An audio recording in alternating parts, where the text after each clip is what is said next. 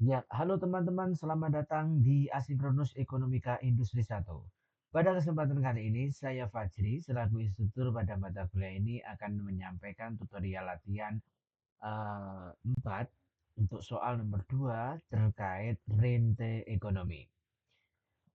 Sektor pertanian di Kecamatan Majenang, Kabupaten Cilacap, Jawa Tengah terdiri dari 100 petani, di mana 40 orang yang tinggal di kawasan Pegunungan Pangandaran dengan biaya total Q adalah output dalam hektar tiap petani sebesar C1 sama dengan Q kuadrat plus 10 Q plus 25 ditambahkan biaya pemasangan paralon senilai Rp5 di desa itu karena tidak ada aliran irigasi, sedangkan mereka yang tinggal di pinggiran desa Sungai Serayu adalah 60 petani dengan biaya total tiap petani senilai sekian. Ditambahkan biaya pemupukan untuk per hektarnya adalah senilai Rp2. Jika permintaannya dihadapi oleh pasar adalah KID sama dengan 940 min 10P, maka apakah Anda bisa menemukan perbedaan laba dari petani di kedua tempat itu? Siapa yang mendapatkan rente ekonomi tertinggi digunakan untuk membayar apa itu? Dan yang terakhir adalah jika Anda komisioner KPPU, maka saran apa yang bisa diusulkan kepada pemerintah ya kan terhadap model sektor ini? Baik. Jadi tipe seperti ini jarang sekali di develop di negara-negara maju sehingga kami sebagai negara berkembang harus membuat tipe soal yang mungkin bisa mencerminkan perilaku masyarakat sosial budaya yang ada di daerah kita sendiri, khususnya Indonesia dan India. Nah, baik, jadi ini contohnya. Berarti artinya di sini berapa N? Jadi N-nya adalah 100 petani, gitu ya. Nah, N-nya adalah 100 dan masing-masing N1 itu ada sebanyak 40 orang dan N2 itu sebanyak berapa itu 60 orang, gitu ya. Oke. Nah, ini ada di eh, daerah pegunungan ya, daerah pegunungan dan yang ini ada di daerah pinggiran sungai,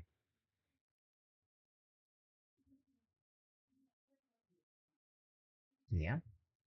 Baik.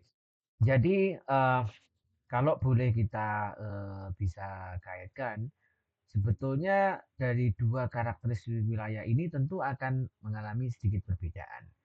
Nah, daerah pegunungan idealnya memang tersedia sumber air, tetapi siapa sangka Anda kadang-kadang mungkin nggak tahu ya, kalau di daerah pegunungan itu justru malah kesulitan air gitu kan. Mungkin bagi teman-teman yang sering mendaki dia tahu. Tapi kadang-kadang ya memang seperti itu realita di lapangan gitu ya. Nah, sekarang mereka menghadapi dua total cost yang berbeda ya. Dalam konteks pertama itu diketahui C1 adalah Q kuadrat plus 10 Q plus 25 dengan tambahan biaya paralon ya. Berarti di sini paralon itu kena 5 gitu ya. Sementara untuk C2 itu adalah 9 plus 8 Q plus Q kuadrat dengan biaya pemupukan ya.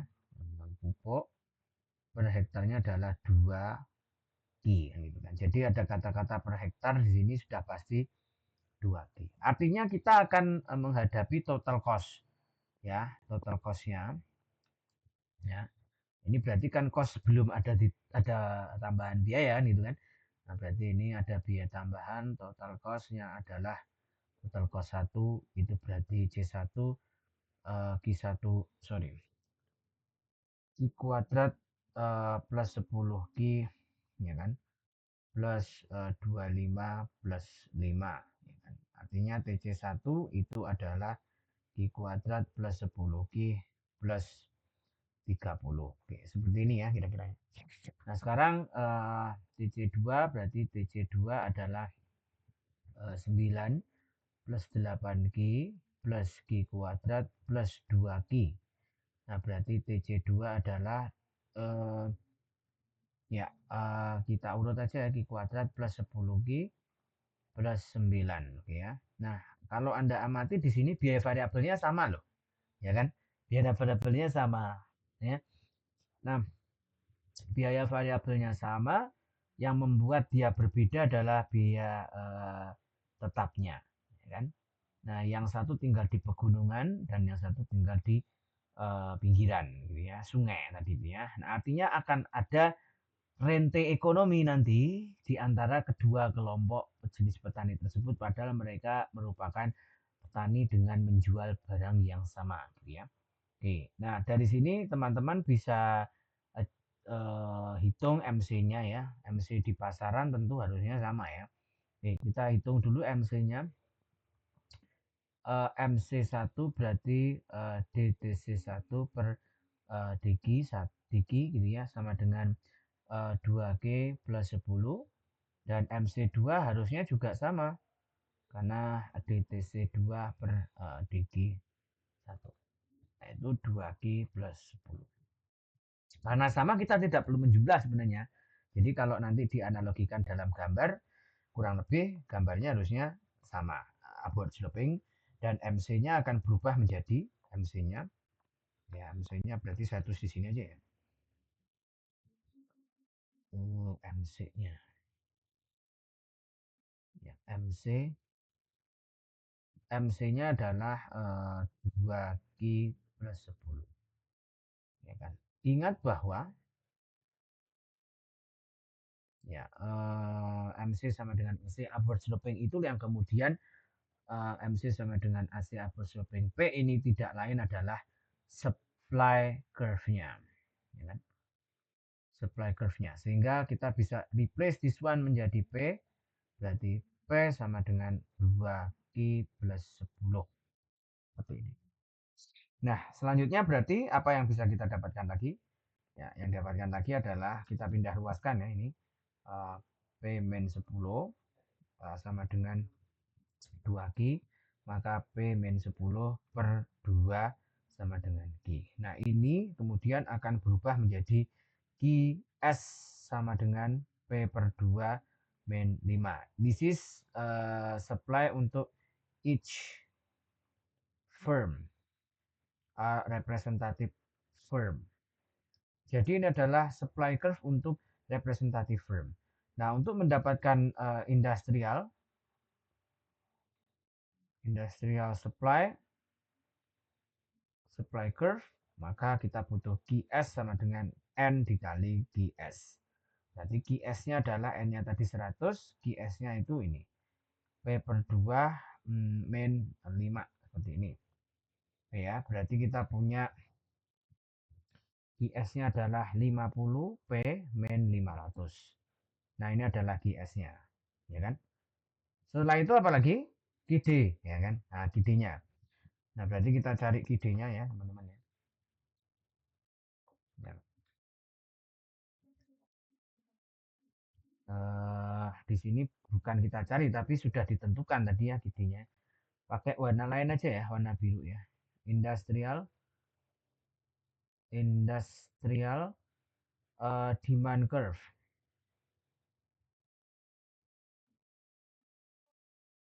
Nah, industrial demand curve-nya berarti QD sama dengan berapa tadi? 940 min 10P. Ini ya. Oke, berarti sekarang kita cari price market, ya kan? Market clearing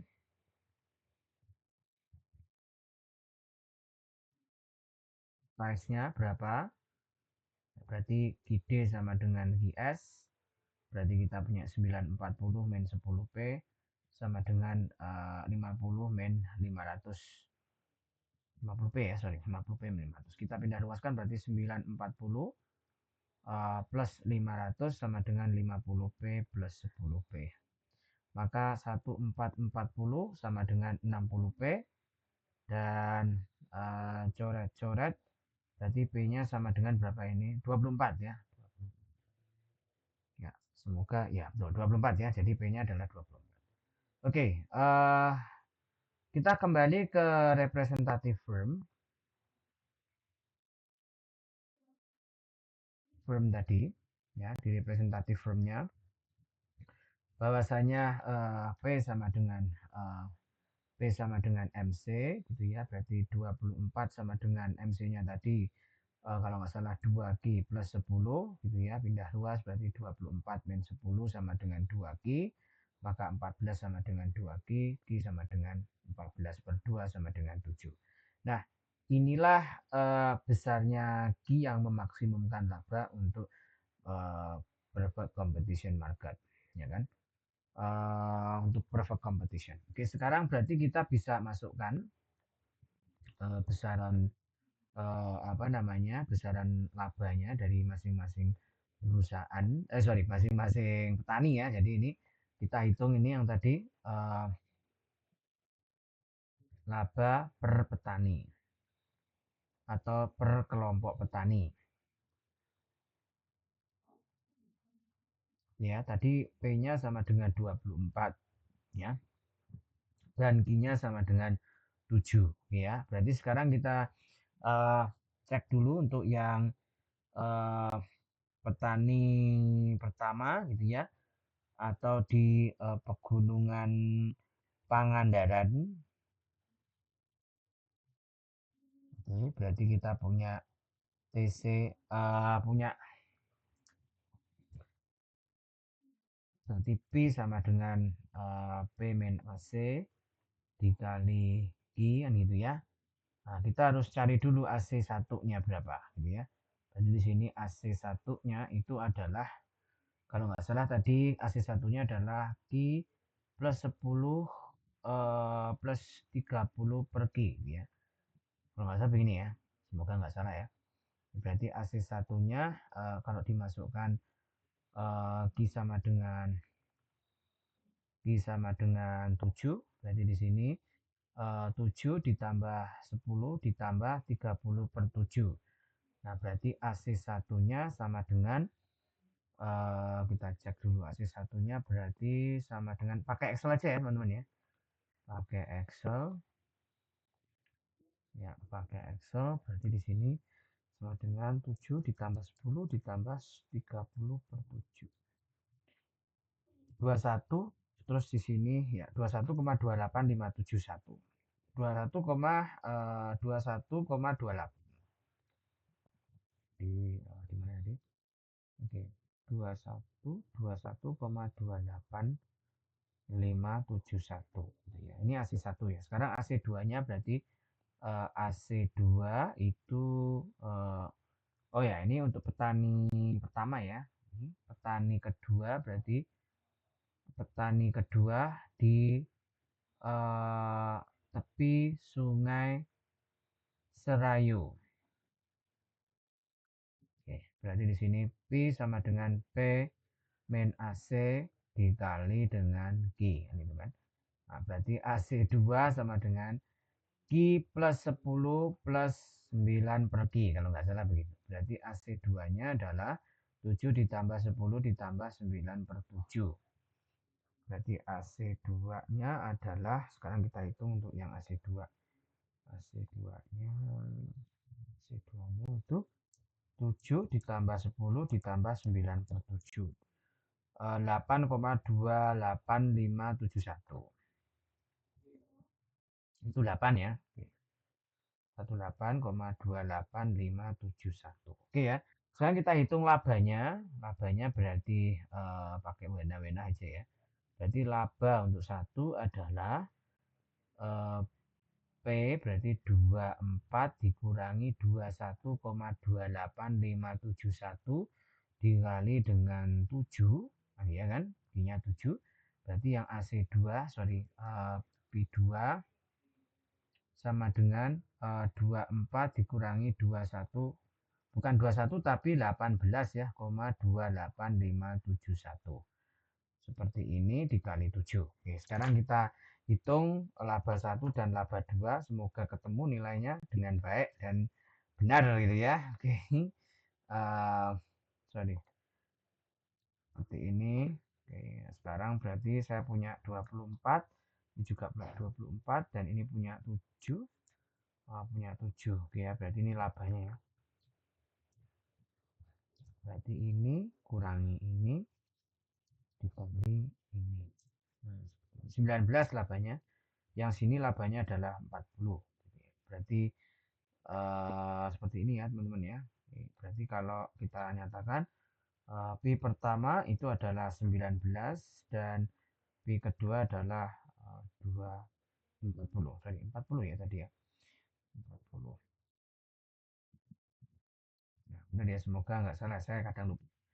Oke, 40 ya. Oke. Nah, em, jika kita ingin memastikan berarti sebetulnya labanya sebetulnya sama. Sebetulnya labanya itu harusnya sama karena dua dua firm ini ada dalam industri yang sama. Sebetulnya begitu.